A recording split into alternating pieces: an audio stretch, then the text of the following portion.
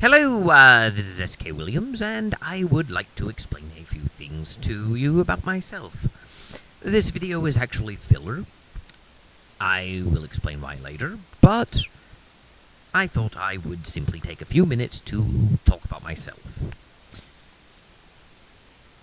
First off, I grew up in the Churches of Christ, and while I don't agree 100% with what they teach, I do respect what they teach and think it is generally well-founded, and I do agree with the majority of it. In fact, this brings up a bit of a problem for me because in today's world, people tend to associate all Christians together. Sometimes they'll make a division between Catholic and Protestant, but I don't really fit into the general molds of Christians. And that's largely a problem that a lot of restorationist churches face, but it's also a problem a lot of liberal churches face, so in a way I find myself kindred with liberal churches, even though I am in no way liberal. And I find that a bit odd, because as much as we talk about tolerance and diversity and respecting people and learning about other cultures, we do tend to group things together to make things more simple. And I do intend on talking about that in the future, since that is also one of the focuses of my doctoral thesis, but that's another matter. Another thing about me, I actually respect all religious positions so long as they are honestly held and respectfully held. I have no problem with a Muslim, or a Hindu, or a Jew, or a Buddhist. I don't even have problems with atheists. But I do have problems if the atheist is a militant atheist like Richard Dawkins or Sam Harris, especially when their arguments, which are supposedly based on logic and reason, simply aren't. But to be fair, I also have a problem with many Christian arguments when they are equally not based on such things. Especially when they're talking about someone else's beliefs. And most especially when they're lecturing you on what other people believe and it's not entirely or at all correct. My political views tend to be very, for want of a better term, conservative. But I don't really fit in with the conservatives in the UK, in Ireland, or in the United States, where I reside. The truth is, I'm not a conservative, I am a reactionary, but I tell people that, and they think that I'm really a liberal progressive who's lying about it. I've actually been told that, because conservatives don't call themselves reactionaries, liberals call them that. The thing is, I actually am a reactionary. That's because I am a monarchist who believes in an older social order. I will go into greater detail in the future. I apologize for saying that a lot, but this is not supposed to be a particularly in-depth view. I believe that monarchy rather than democracy is better. I'm not an absolute monarchist. I believe in constitutional monarchy. And by that, I don't mean a powerless figurehead monarch with elected officials having full power. I think the monarch should have real power, it just shouldn't be unlimited. From an American point of view, imagine if instead of having an elected president, you had a king. The king has all the powers of the president, so that in effect, it's just a hereditary presidency. Americans imagine kings as unlimited in power and being able to dictate how their societies work. So, imagine it's like a president, weaker than a king, but hereditary. And you don't have to imagine it being the Trump dynasty or the Obama dynasty, just anyone's. And there are reasons I believe in a monarchy over democracy. They would require their own video, and I intend on doing that one day, but I do have reasons for why I believe what I believe. One of which is that democracy has proven ineffective in maintaining social control, producing good or stable governments, or maintaining the morality of humanity, or even keeping us alive. We We may think the opposite, and in fact we are told the opposite. But I think a good case can be made for the Western world and the world in general going downhill. And as much as we like saying it was only 20 years, 30 years, 50 years, 100 years, it seems to start declining in the Enlightenment. Enlightenment values are the norm now. And yet we see cultures eroding. We just don't notice it as much because it takes a long time for cultures to erode. They're not like people where after a few months to a year you might notice something. It could take decades before you notice anything, and it could take a couple hundred years before the ideas reach their logical conclusion. As a result, I don't really accept the Enlightenment, but when I say that, a lot of people think I reject reason and science. I really don't. I believe science is, in fact, a useful tool, and we should go along with it. And if your next question is, well, if you're a Christian, how can you believe in science? Keep in mind, the science versus religion claim is largely a myth. And if you're going to ask me, how can you be a Christian and believe in science because you reject evolution, I would like to tell you two things. The first is, even though I'm a creationist, even though I reject evolution and believe the Earth is only 6,000 years old and man was specially created by God, does not mean I reject science. It's one of the common fallacies that you run into a lot. A lot of people seem to associate belief in evolution with belief in science. And if you're a creationist, you reject science. But creationism has nothing to do with the water cycle, or the speed of light, or whether or not momentum can affect an object. Being a creationist does not mean that you reject science. It means you reject one scientific theory. And one is free to do so without rejecting the totality of what science has given us or the scientific method. There is, of course, a second problem with questioning me on how I can believe in science whilst being a Christian because I reject evolution, and that is that it is wildly presumptive to assume that I am a creationist in the first place. And yes, I know, I admitted I was a creationist. But here's the twist. I did so in a literary fashion. I did so because I played into the expectation that others have often projected on me. The truth is, I'm not a creationist. And I'm not contradicting what I said earlier, even though I will be told that. Or, rather, I will be told that by people who bothered to listen to the rest of the video before making their decisions. And if anyone watches this video who happens to be an atheist or someone who doesn't like creationism, I'm certain they've put in the posting section already that I'm an idiot for being a creationist. And I'm sure if they do listen to this, they will say that I contradict. Because that's how human nature tends to work. If you've already pegged me as something, my confession will be what you hear, irrespective of what I really believe. And if you don't want me to be a good person, well, I just lied, so I guess that's bad. And if I lied about not being a creationist, maybe I really am. Maybe I'm backpedaling.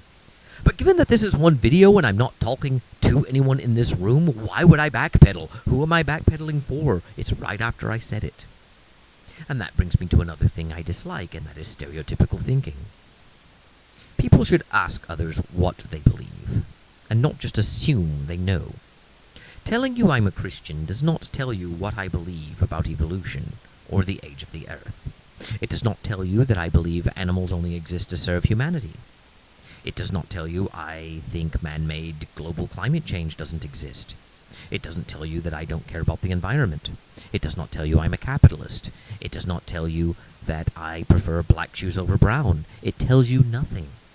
And while some of those presumptions may be true, I actually do prefer black shoes over brown. For example, making the assumption that because someone is a Christian they will automatically prefer black shoes over brown is a bit insane. And it is insane for the others, since not all Christians think alike. A good example of that would be how I constantly see people talk about how evil Christianity is, not only for the history of Christianity, which they have never studied, but know a few talking points about because they've heard them online, which is another thing, by the way, that bothers me, people talking about a history they've never studied. and making presumptions that what they're saying is accurate, even though it's often not. But the other problem is, why should people assume things? A good example of that would be that in today's world, we live in a world where they're promoting gay rights. It has become fashionable to do so. It has become so fashionable, in fact, that I have to question whether or not the people who are promoting gay rights actually promote gay rights because they believe in them, or simply because it has become fashionable to do so and they wish to be in on the trend. And I'm sure some people are sincere, but not everyone. And some people are a mix of the both. And some people are just joiners. But again, that is a topic for another time. But the reason I bring that up is because we all know that Christians are homophobes who hate gay people. I have a problem with that because not only does viewing homosexuality as a sin not mean you hate gay people, and before you bring up that they're still saying that the way people are born is wrong, people who view homosexuality as a sin don't think people are born gay. But the other problem is, if I tell you I'm a Christian and then you start berating me for being against gay rights, you've assumed that I'm against gay rights. Maybe you're right. Maybe I view homosexuality as a sin. Maybe I oppose same-sex marriage. But there are churches that perform same-sex marriage and have gay clergy and are perfectly open and accepting. Why is it that people assume that once you tell them you're a Christian, that you hate gays?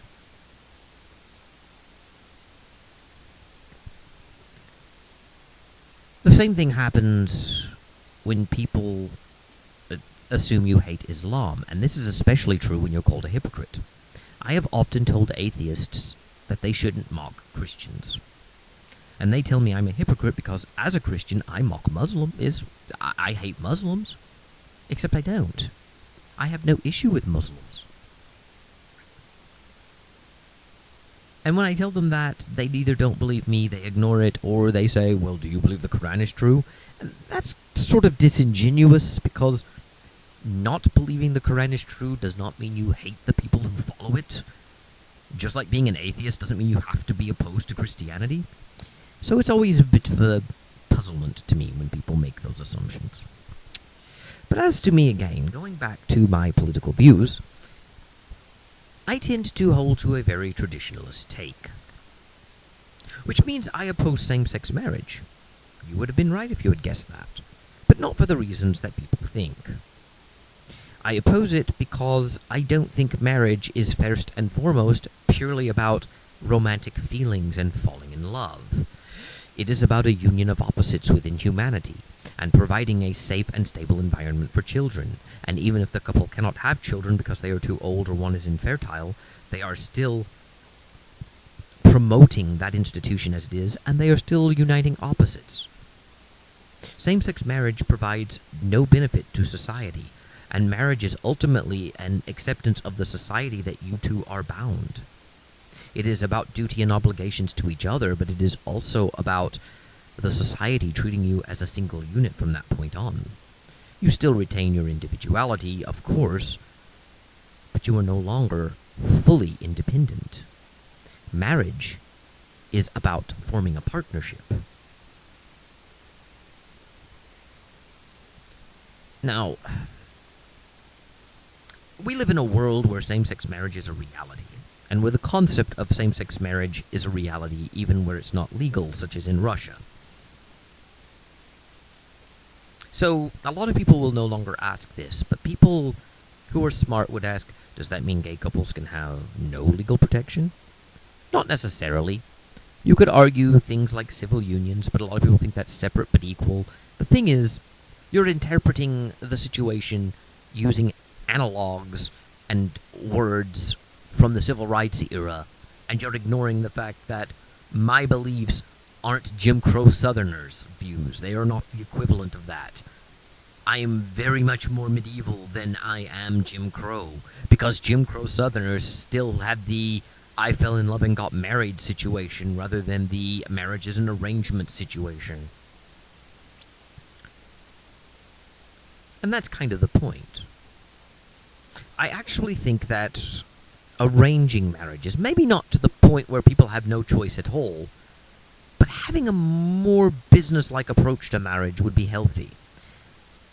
Places that have arranged marriages tend to find the marriages are more contented over the years. They have lower divorce rates, even when divorce is readily available. Cultures who do not have institutional arranged marriages on a government level, but that still practice it intra-family, like in Japan, where it's still very common, find that arranged marriages, much like school uniforms, may be mocked and derided as a denial of individuality or a denial of freedom, but they produce better results on average. And I'm not saying you can't meet someone, date them, and decide that you should marry, but you should have more than just feelings.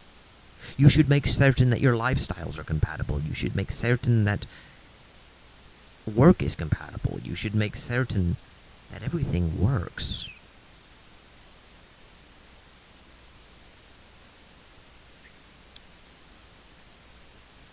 And that's not how most people view things. Because today, we don't look at future generations. We don't even really look at the children. We think about them. People say they want children, but until they are actually there, we don't think about them. Because our culture associates individuality with doing what I want. And it's created a sort of internal selfishness that has eroded the culture. It goes back to what I said about democracy. And I'll elaborate on that in the future, but for now I don't have to. Since same-sex marriage doesn't fulfill the traditional obligations of uniting opposites or providing a stable environment for children, there is no reason why the state should recognize it. And ultimately, that's what marriage is. It is about recognition. Same-sex marriage was never banned in most societies, like people say it was today. The first times it ever became banned was in the 21st century, or maybe the 20th in some cases. In most places where people said same-sex marriage was banned historically, from a legal point of view, that's not true. Same-sex marriage was not banned. It was simply non-existent. The state defined marriage as between one man and one woman, and this is how it has been since the beginning of history. And the typical counter to that will, of course, be polygamy.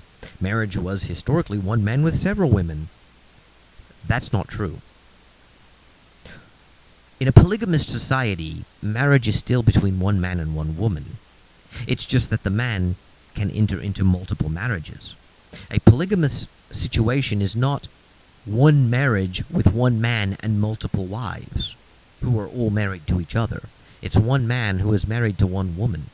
Just because the man is able to take out multiple marriage contracts does not mean that he is in a relationship in which there is one contract with multiple wives, or that's what marriage means. Marriage was still one man and one woman. There's always only two parties involved in marriage.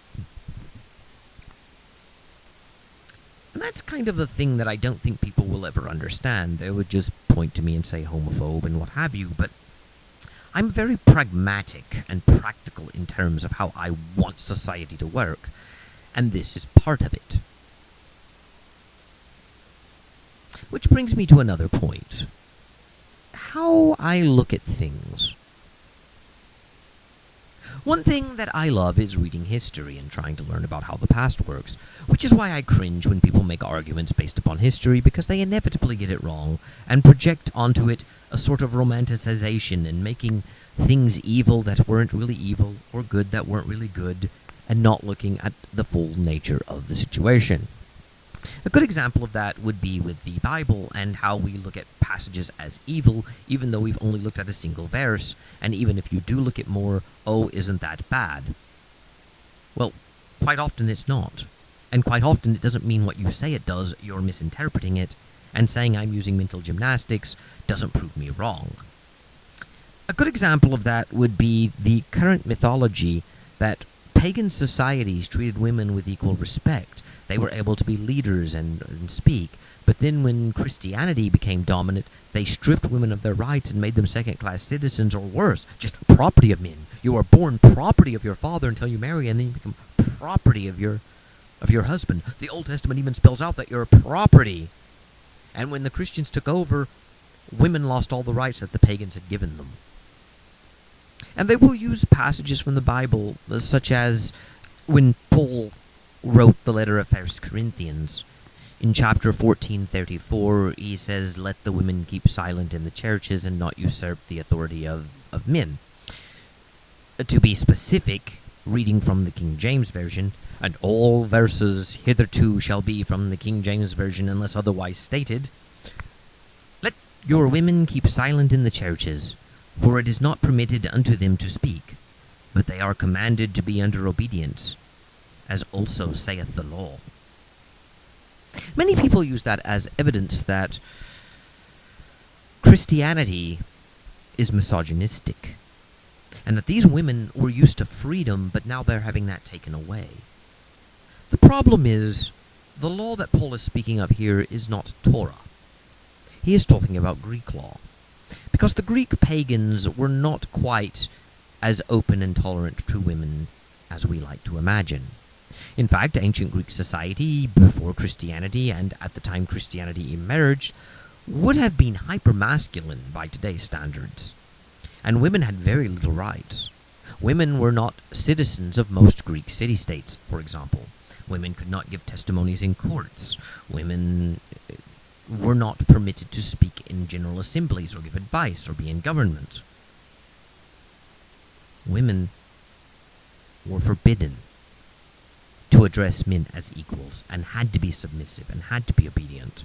This is ancient Greek law, and I intend on speaking about this in yet another future video, and give more evidence for it. For now, this is just a general chat, so you'll have to forgive me for being a little more general. The point is, the myth that pagan societies treated women as with equal rights to men, or even had matriarchies, and it was the Christian church that took it away, isn't really true. And what Paul is addressing in this passage is the Greek laws of the time. The Greeks did not permit women to speak in public. Now, it should be noted that by speak, it doesn't mean they had to be completely silent. Women were allowed to talk to men. Like if a woman goes to market, she could ask a man to sell her a cut of meat or bread if they're at the stand.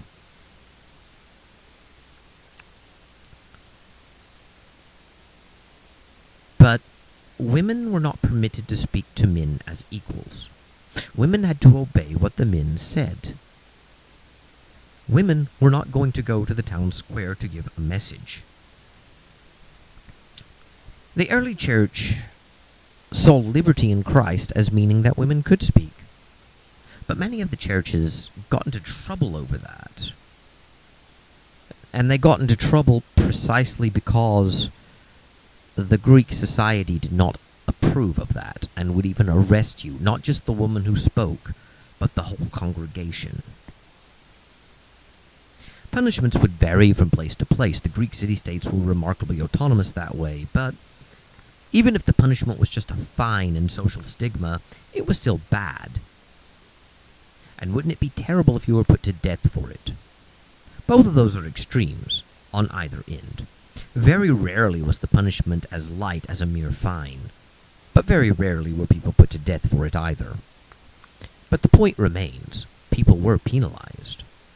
And it also caused a great deal of social agitation, as people were accusing Christians of violating the natural order, or the social order, or bringing division, and if those charges began to stick, Christians could be executed for sedition. The myth that women had equal rights until Christianity came along, and that pagans treated women with equal respect, obscures the real meaning of this verse. And ultimately, that's how I view the Bible. It is something that I believe everyone should read. It contains a great deal of wisdom, but it is still the product of its time, and we should be aware of its history. Its real history, not the it was created by Constantine as a political tool, King James changed suffer not a poisoner to live to suffer not a witch to live, fake history. Learn the real history and what real issues people were addressing at the time. So don't just have a few verses handed to you, either by a Christian group or by an atheist group. Really read the Bible, and really read about the culture that surrounded its production. And I believe that this should be done with all of the great works. I think everyone should read the Quran. Not necessarily all of it. It is long. And I would not be too disappointed if you don't read the entire Bible, but just key sections. And again, don't twist my words. If you want to read the entire Bible, you are great. Everyone should read the entire Bible. But I realize that not everyone will, and I will ask for the more realistic expectation of at least read major portions of it and learn its real history. I think people should read the Hindu Vedas. I believe people should read Buddhist works. I even believe people should read atheistic works. I think people should have a very broad take. I would never suggest removing Homer from the reading aisles, and would instead stand and encourage you to read Homer. If for no other reason, even if you don't believe in God, you can still find something from this that speaks to humanity, because religion is not something that was just made up by people to control people, as some say. It is a reflection of what genuine people believed, and contrary to the common claim that we hear nowadays that it's believed in without evidence, it's based on how real people saw the world and what they experienced, so it really is based on evidence. And for those who will tell me that religion is actually based on faith, and by definition faith is belief without evidence, you're wrong. Faith is not believing something without evidence. Even though that is one definition of faith, it is not the definition, and it is not the special religious definition of faith, and the idea that when we talk about religion and religious faith, it means belief without evidence, is not agreed to by any religious scholar on earth, or by any church. And since people are addressing this purely to Christianity, it just doesn't. And I am well aware that Hebrews 11:1 defines faith as belief without evidence, and I have seen Aaron Raw's blog that says other verses do in the Bible. Aaron Raw lied to you, and Hebrews 11:1 is talking about attaining a future goal. It is not trying to define the word faith once and for all for every time it's used in the Bible, and it certainly is not saying that you believe in God without evidence. With that out of the way, religion didn't exist in the ancient world. People will say I'm insane, people worshipped gods, but if you define religion as belief in and worship of gods, sure, it existed, but no one had a concept of worshipping gods equals religion. What I mean when I say religion didn't exist is that while the practices of religion, the rituals of religion, the theology of religion, all of that existed, no one bundled it together and called it religion back then. And no one actually studied religion or kept it in a separate category or said, this is religion, this is philosophy, this is science, religion is this special, distinct thing. It was just something that was part of everything else.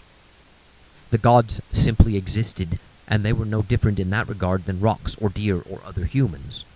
Sure, there's a difference between what a god is in these things, but they weren't a special religious idea that was different from the real world. They were the real world. And they weren't a separate special category. And that's something that we should also keep in mind when studying the Bible or the history of religion in general. What else is there? I also think that society needs to be more careful in its dualistic thinking. For example, I am often branded a liberal progressive. And the reason I am often branded a liberal progressive, at least by conservatives in America, is because I believe in certain things that you're not supposed to as a conservative in America, but that really don't have anything to do with conservatism when you know the political theories from an academic level. It has something to do with conservatism as it's understood, in the world we live in today, but not in the technical sense. A good example of that would be that I am all for environmental protection, but for some reason we associate that with the left wing and not the right. And we don't associate it with conservatism, even though conserving nature is by definition conservative. I also believe in free healthcare, which not only gets me seen as not a conservative, but not a Christian, even though I believe in free healthcare largely based upon Christian conviction. I don't necessarily believe in single payer, but everyone assumes I do if I say that, because we are very simplistic in thinking, and I've never liked simplistic thinking. Oh, don't get me wrong, I myself have thought simplistically in the past, and it does serve on a day-to-day basis. You can't critically evaluate everything. But to make major decisions, you shouldn't think in simplistic terms. When you have time to sit down and really think, you should not think simplistically. Simplistic thinking should be only done as a way of doing things faster on a day-to-day basis. And you should never assume those simplistic ideas actually apply to real people. As a result, I do not believe the earth was created just for man. Nor am I contradicting what it says in Genesis, as the word dominion means rule. Man was made to rule the earth, but that does not mean the earth was made solely to serve man. In terms of literature, though, I've always loved sci-fi. I don't really like the atheistic bent sci-fi started taking early on, and that it still prevails in it. But I do like sci-fi. I grew up watching Star Trek. I loved the original series, and while not as much, I loved The Next Generation. Deep Space Nine was okay. Voyager made me mad, but I've mellowed to it over the years. But it still has problems. Enterprise, I didn't really care for. But it's okay, I guess. Discovery. Ooh. Not really a fan of that one. I grew up on Star Wars. I loved the original trilogy. Yoda is my favorite character. I liked the prequels. I didn't think they were perfect. I didn't think they were as good as the original, but I was never on board with bashing the prequels. I haven't really been a fan of how Disney has treated Star Wars, though. And it's not just because they decanonized the old expanded universe. And I did like some of the expanded universe, but to be honest, the expanded universe was always a mixed bag. I know that we live in a sort of civil war in fandoms, and you have to be all or nothing, but I think most people would be honest in telling you that not every EU story was good. I do think Disney made a bit of a mistake in decanonizing it. I understand why they did it, but they could have streamlined it rather than decanonizing it. One of the biggest problems is that it was so large and convoluted that it sort of contradicted in some places. And you could have made an official version. And that's what I would have done. I would have said, the expanded universe are the stories told around the galaxy, some by respectable news outlets or historians or scholars, and others just in popular media. Some of the expanded universe stories then could be seen as 100% true as they were written, while others would be 100% false, and most would be somewhere in the middle. This would allow you a good deal of flexibility, because you would still be able to decide what is and isn't so, and you would still be able to contradict the expanded universe.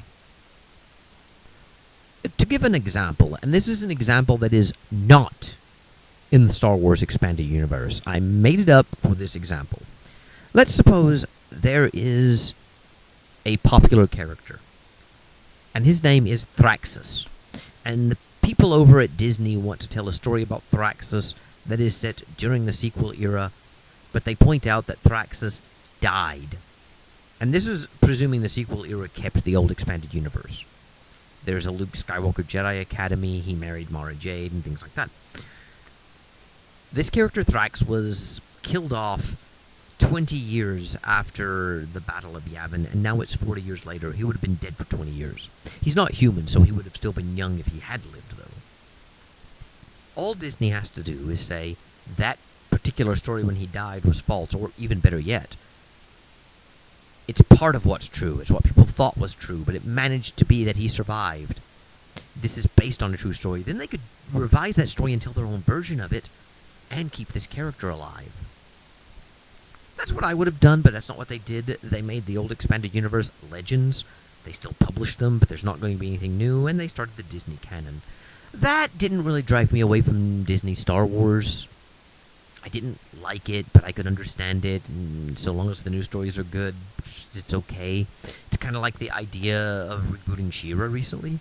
I didn't really watch She-Ra and had no connection to it, but I can understand people who did watch it who would maybe be upset. But even when they reboot things that I love, it's less problematic for me because it doesn't really affect the continuity of the story I love. It's a new version of it, or in some cases it's just using some of the concepts from it, some of the character names and places. From what I understand, and I've heard people talk about She-Ra, but I again don't really remember it. From what I understand, though, a lot of the story of She-Ra is different in the new one, but if this... a channel on YouTube called Clownfish said if this show was not called She-Ra, if these characters were not named the same names as the She-Ra characters and it's not presented as She-Ra, then they wouldn't have a problem with it. And that's kind of the thing. Let's suppose that I grew up in that era and I really loved She-Ra. I loved He-Man. I loved all of that. I wouldn't have a problem with the new She-Ra. I will make a point to say this now. When I say that, I mean conceptually. I haven't really watched the new She-Ra. Because many people are talking about it and I'm hearing conflicting reports, I'm kind of curious and I'm planning on watching it next week. But I may not because it's not really that big of a priority for me. Which means nothing they do with She-Ra really matters to me anyway. But I'm putting myself in this position. I'm pretending that I am a She-Ra fan from the original series. And I have not seen the new one yet. All I know is that they are changing the story. Or even if I have seen it, presuming that the only thing I don't like about it is that it contradicts the original story. If that was the only objection, and I realize there are other objections to She-Ra, feminism, forced diversity, and yada yada yada, that's not an issue for me right now. I'm trying to make a very different point. If the only objection is that it does not follow the story of the original She-Ra, then I'm fine with it. It would be worse if this was a sequel and did something that ruined the characters. Take Disney Star Wars, for example. If Disney had bought Lucasfilm but then started over with Episode 1, The Phantom Menace, only they made their own Disney version of it. Or if they started over with Episode 4, A New Hope, but did their own Disney version of it, and now Chris Pratt is Luke Skywalker. I may or may not like the decisions they made in the movie, and I may or may not like their interpretation of the core concept. But I wouldn't be as mad as I was when I watched The Last Jedi and saw them ruin Luke, because the sequel trilogy is set in the same continuity as the original films. This isn't just their take on Luke. This is the original Luke. And that's kind of what I see with She-Ra. Setting aside all other problems people have with it, with political correctness and social justice warriorism and things like that, if the only real objection is it doesn't follow the continuity of the old show, it's not as big a deal. That it doesn't mean you can't object to all the political correctness in the show or other things, the ideological elements. Nor does it mean you have to like the story. I realize that some people have complained about story elements besides just the ideology. I've heard people say, this was stupid, this was stupid, this was stupid. And maybe they make a good point. Maybe what they're saying, the characters are acting like idiots. Maybe they're right. I haven't seen She-Ra yet. I'm going to accept that they're right. That is still an independent criticism from it following the continuity. I'm fine with people criticizing the show for stupid writing or for inserting ideology, but it doesn't have to follow the continuity of the original because it's in its own continuity and it doesn't hurt the original. Watching the new She-Ra will not affect the old She-Ra. If I were a fan of the old She-Ra, the new She-Ra would not ruin the old She-Ra for me. It's like how the Abrams Star Trek doesn't ruin the original Star Trek because it's a different Star Trek, although it is connected in that way. It's like how different versions of Batman can exist, and if I don't like a version of Batman, that doesn't mean I can't like another one, nor does it mean I have to size them up against each other. So long as certain core elements are there, you have Batman. There are a lot of times that comic book movies are rebooted. If you liked the Christopher Reeve Superman, that stays the same with the Henry Cavill Superman. You could have hated the Henry Cavill Superman, what Zack Snyder did to Superman, and it doesn't do anything to the Reeves movies. That's one of the reasons Superman Returns is more problematic, although it's a bit of a gray area. It doesn't star Reeves, and even though it's in the continuity, it excludes a couple of things that are in the continuity, and it's easier to ignore just thematically, at least from my point of view. But anyway, I like sci-fi and fantasy. I never really got into horror. I've seen a few horror movies, and I did like a few, but it's just not my thing. But I like sci-fi, I like fantasy, I like mythology. I like science. I like learning about the universe. And I think that learning about the universe is learning about God, in fact.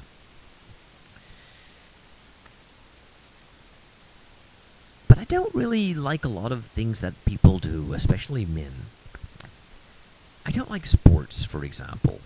I never got into sports. I don't like race cars or things like that. I've never been that kind of guy.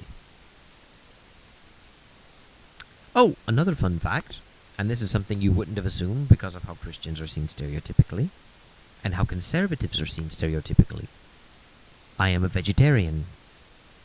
I don't eat meat. If any of you ever invite me to dinner, make sure you make a meatless meal. Or at least have meatless options. I like cats and have cats. I'm a cat lady, although I'm not a lady. I question whether or not science is truly objective. The idea that science is this impartial entity that exists that just gives us truth bothers me because we ignore the fact that it's actually a process that's done by humans who can be easily wrong about things, even in the best of conditions, and who are always going to have their perception shaped by culture and previous beliefs, and who can even be biased in favor of certain conclusions. Real science tells you to be wary of that, and I should know. I'm getting a psychology degree, which is a science, and they tell me to check that all the time. That's why peer review exists. That's why the repetition in science exists, and why repeatability is so important. Granted, sometimes it's just because when you run an experiment once, some other thing may have happened that you didn't account for that when you had your conclusions, but sometimes it's just to make sure that you're not biased or you're not coming to a wrong conclusion. Or at worst case scenario, lying, because some people have lied to get results they wanted. The idea that scientists are unlike religion and unlike politics. Carl Sagan once said that the reason science was great is because it changes, and that's something that with new evidence, when new evidence comes along, scientists change their minds. and science is ever growing and evolving, and you don't see that with religion and politics. Sagan was wrong. And he was wrong on both ends of that. For one thing, politics and religion do change over time. And people do change their interpretations of their religious text based on new cultural movements or new evidence. People do change political ideals and even entire forms of government. It's simply not true that these things remain static. And as for science, while it also grows and changes, Sagan made mention of individual scientists and made out like they were just all open-minded to everything when he himself was closed off to some ideas. And then there's scientists who just refuse to accept new evidence because it contradicts what they want to believe. A good example of that would be Fredwin Hoyle, who refused to accept Big Bang Theory because to him, if the universe had a beginning, it meant that you have room for God, and he didn't want that. It's ironic, since today we use Big Bang Theory to argue that we don't need God. We don't need God to create the universe. We have Big Bang, but when the theory was first proposed by a Jesuit priest, no less, scientists believed in steady-state theory in which the universe was eternal and unchanging. Sure, parts of it may wear out, but not all of it. And while they didn't know how this would work, they thought that the laws of thermodynamics applied on small scales, but when it came to the universe, while it is a closed system, ultimately presuming it's limited in size, it didn't really apply to the universe, or some people thought the universe was eternal in size. It just didn't end. And even if it did, somehow you don't lose energy over time. You lose energy in specific systems, but not everywhere else, and it'll just reprocess somehow. The universe would go on like this forever.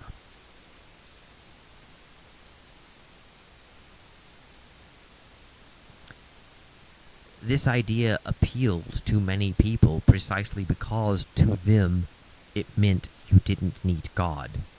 And they saw religion as saying God created the universe. The Bible says God created the universe. And if the universe was uncreated, you don't need God. Hoyle didn't like the idea of a beginning of the universe. And even though today many people invoke Big Bang and say we don't need God creating, we have this, Big Bang was a threat to his beliefs. And he went to his grave refusing to believe in Big Bang and arguing for steady-state theory. Max Planck once said that it's simply not true that scientists change their mind with new ideas and are open-minded. That science advances when the old generation dies, and the new generation, raised with the new ideas, have embraced the new ideas and carry on. It's not like Sagan imagined, or even like people in the early 20th century imagined, because Sagan got his ideas from somewhere else too. It simply isn't true that scientists are any different than anyone else. They have their biases, and they have their flaws, and they have their limits, and they are capable of making mistakes. And they can be just as conservative with their ideas as anyone else.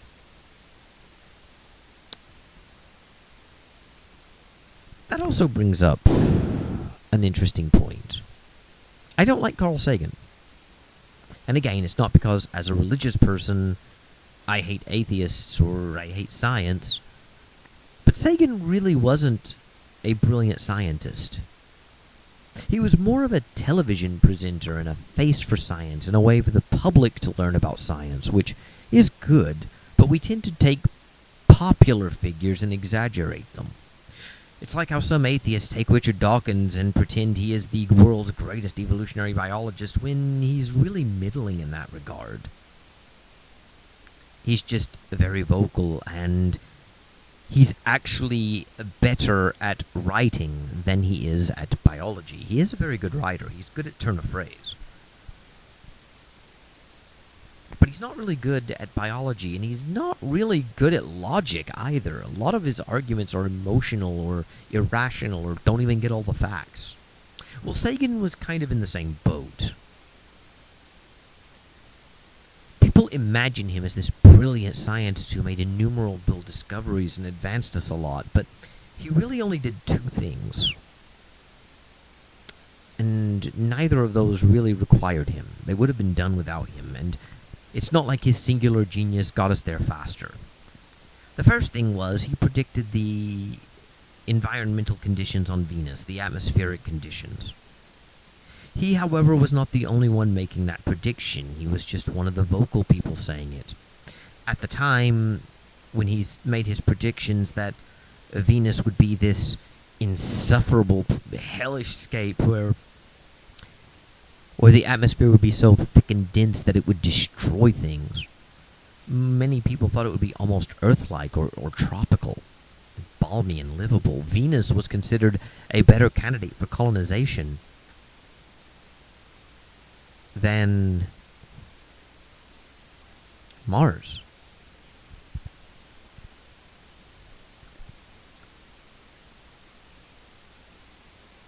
And he was right. But we didn't need Sagan for that, because the probes we sent to Venus would have discovered that anyway, and other people were making a similar prediction. Conversely, Sagan also discovered an astronomical object. I believe an asteroid. I can't remember off the top of my head right now. I'm a bit tired when making this.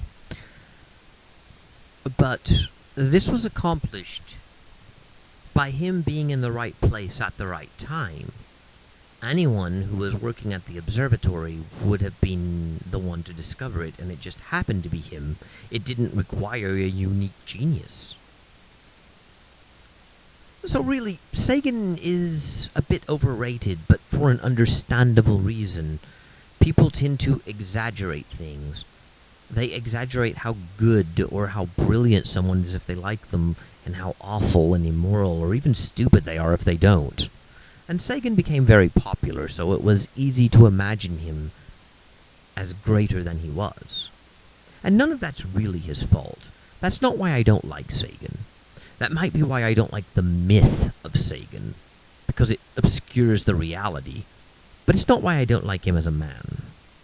I don't like him as a man because he was a hypocrite, a bit of a coward, and a liar.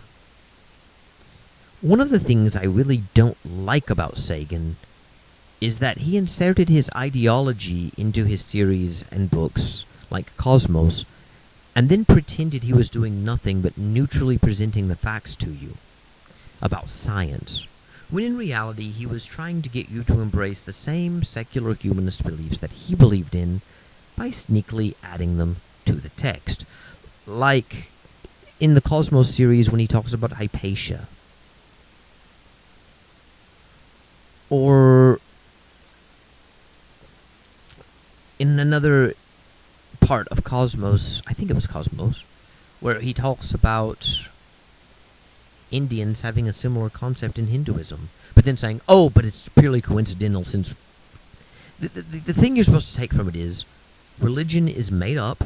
If anything in religion is similar to what we find in science, it's coincidence, because religion is made up, it's fantasy, it's fairy tales. And religion has done bad things, especially the Christian religion. Hypatia was described by Carl Sagan as being killed by the Christian church, because she was three things they didn't like. She was a pagan, she was a woman, and she was an intellectual, and that combination marked her for death. When in reality she was killed over a political conflict, the church had nothing to do with it, and while she was killed by Christians, it really wasn't a theological debate, nor were all Christians involved. Neil deGrasse Tyson does the same thing in his Cosmos reboot when he talks about Giordano Bruno.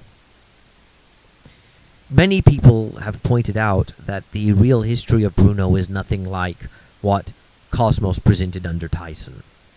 But Tyson is really doing nothing different than Sagan.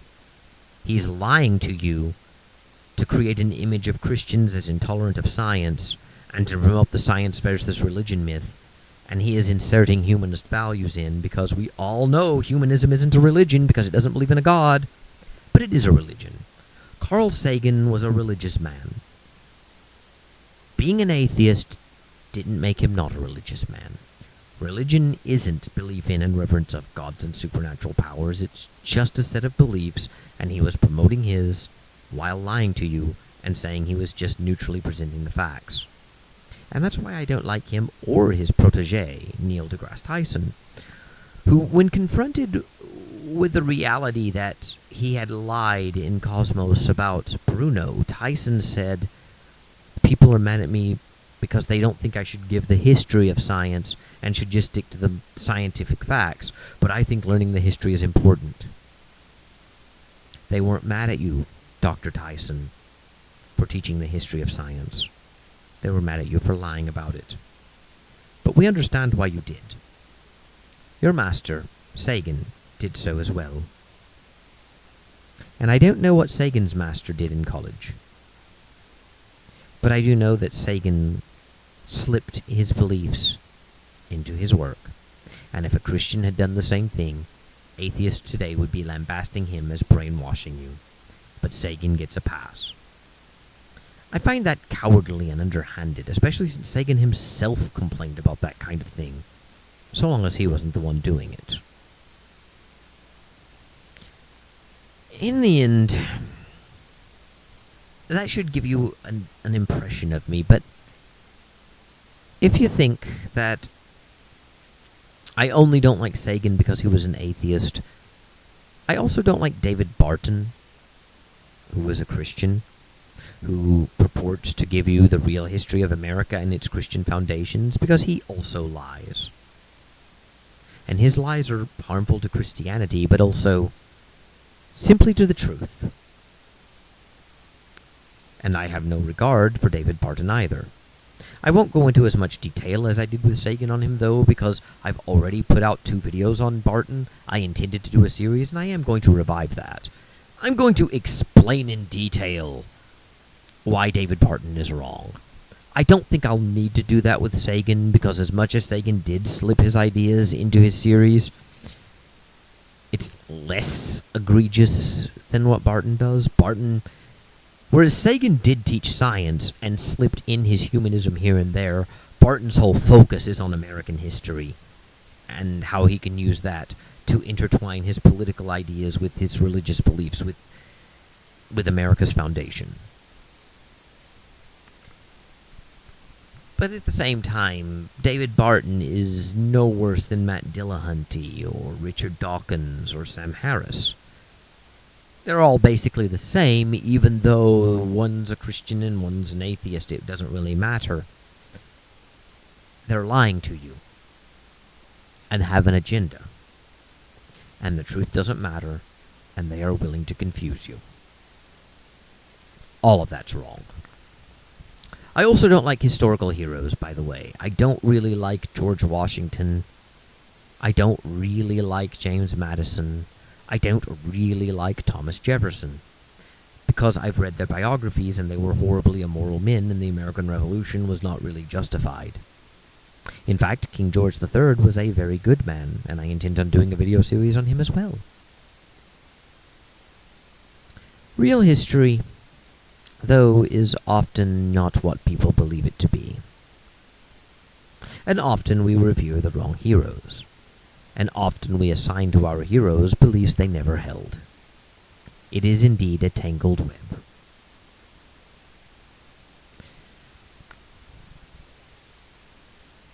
I don't think I have much else to say. This video is already almost an hour long, and it was meant as filler. And I know being this long means a lot of you won't see it as filler, but it kind of is. It was a rambling, unscripted thing that I made just for the sake of having a video to make. I'm going to sign off now. Thank you, God bless, and goodbye.